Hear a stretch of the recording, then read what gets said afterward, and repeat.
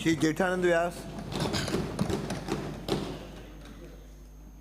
माननीय अध्यक्ष महोदय, आपने मुझे पर्ची के माध्यम से बोलने का मौका दिया, इसलिए मैं आपका आभार व्यक्त करता हूं। मैं बताना चाहता हूं कि ऐसा लग रहा है कि बीकानेर में मेरी जीत कांग्रेस को पच नहीं रही है। उसका कारण यह है कि वर्तमान में जो बीकेसीएल कंपनी है, अरे बोलने दो पहले मुझे, फिर आप बोलना। बोलने दो, अरे सदस्य नए हैं, बोलने दो। बीकेसीएल जो कंपनी है उसमें जो कर्मचारी लगे हुए हैं, कांग्रेस सरकार के पूर्व जो मंत्री, उनके रिश्तेदार व उनके समर्थक वहां लगे हुए हैं। और बीजेपी के राज आने के बाद वो लगातार मुझे यानी पूरी जनता को डिस्टर्ब कर रहे हैं। इसलिए कर रहे हैं कि जनता जेठानंद का और भारतीय जनता पार्टी का विरोध करे कि कांग्रेस के रात में लाइट नहीं जाती थी, अब लगातार जा रही है। ये उनका पूरा प्रयास है। और मैं बता रहा हूं आपको, मैं आपका पूरा खोल रहा हूं, चिंता मत करो। आपके नेताजी ने ठेके ले रखे, उनके रिश्तेदारों ने। हरिमोहन जी बोलेंगे तो उनको बोलने नहीं देंगे। ठेके ले रखे उनके रिश्तेदारों ने बीकेसीएल कंपनी में। मैं बता रहा हूं, आप सुनिए अच्छी तरह से। आप सुनने की हिम्मत रखिए, आप सुनने की हिम्मत रखिए। आप बोलिए, अपना धैर्य रखिए। आप बोलते रहो। तो लगातार ये अव्यवस्था वो करने जा रहे हैं। और टोटल 40 मिनट है निर्दलियों के लिए, जब दे दो तो। एमओयू में हो रखा है कि जब 1 घंटा से ऊपर लाइट जाती है तो कंपनी को जनरेटर के माध्यम से रोशनी देनी चाहिए, लेकिन बीकेसीएल कंपनी अभी नहीं दे पा रही है। 10-10 घंटा लाइट शहर में चली जाती है फॉल्ट के नाम से। मेरे पास इसमें कई ऐसे मैसेज आए हैं जिनके क्षेत्र में फॉल्ट नहीं होने के बावजूद भी वहां लाइट नहीं रहती। दूसरा, आप सुनिए, पहले बीच में मत बोलिए। अरे आप जवाब मत दो, आप इधर संबोधित करके। दूसरा ये है Incoming call from Ashik Soni.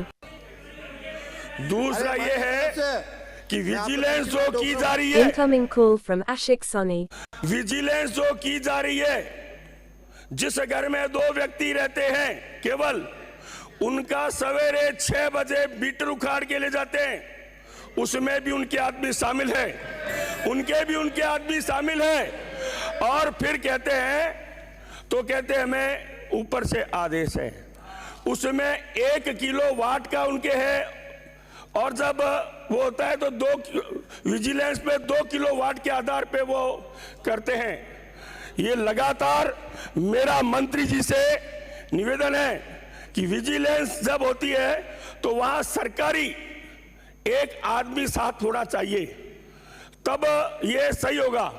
ये लगातार हमें डिस्टर्ब करने का प्रयास किया जा रहा है और कंपनी से यह आग्रह है कि आप उनको बताएं कि वो राजनीति नहीं करें, और जो राजनीति लोग उसमें शामिल हैं या तो उनको हटाए या उनको यानी ये समझाए कि वो आम जनता के साथ राजनीति नहीं करें। यह मेरा मंत्री से निवेदन है कि वो बीकेसीएल कंपनी को बताएं, और अगर एमओयू पर वो सही नहीं चल रही है तो उसके खिलाफ कार्रवाई भी होनी चाहिए।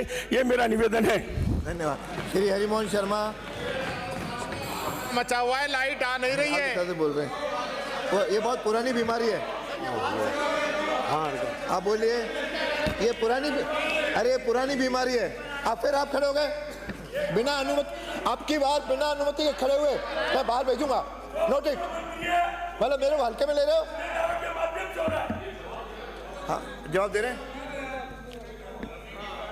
माननीय अध्यक्ष महोदय, बीकानेर पश्चिम से आने वाले सदस्य ने जो बीकानेर पश्चिम से हैं बीकानेर इलेक्ट्रिक सप्लाई लिमिटेड की जो फ्रेंचाइजी कंपनी है, इसको पीपीपी मोड पर दिनांक 16 मई Incoming 2017 call from Ashik Soni. से जो बीकानेर का फ्रेंचाइजी कार्य दिया हुआ है, आपने जो समस्या उठाई है कि Incoming वहां call from Ashik पर Soni.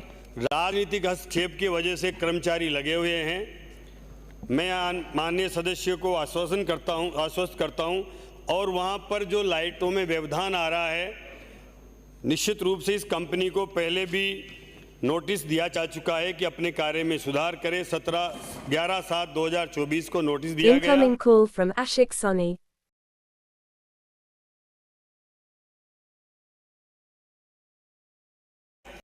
अगर इसमें फिर भी सुधार होने की संभावना नहीं है और इसमें इस तरह के राजनीतिक दबाव से कोई काम हो रहा है और कंपनी ठीक से काम नहीं कर रही है, जो आपने प्रश्न उठाया है कि 1 घंटे बाद वहां जनरेटर की व्यवस्था से लाइट दिया जाना चाहिए, निश्चित रूप से जो कमियां कंपनी की है, मैं इस माननीय सदस्य को विश्वास दिलाता हूं कि एक कमेटी बनाकर उन सब की जांच कराई जाएगी।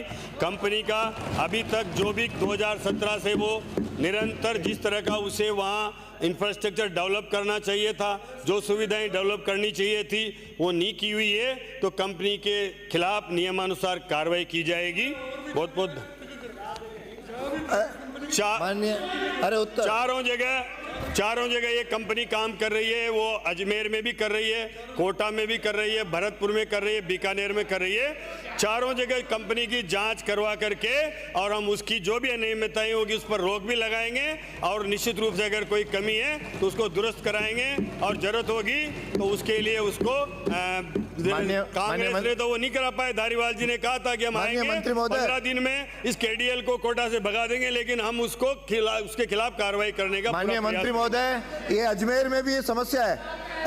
अरे माननीय सदस्य अजमेर का भी कराएंगे माननीय सदस्य। ये अजमेर में भी टाटा पावर की बहुत अनियमितता है, उसे जांच करवाइए। श्री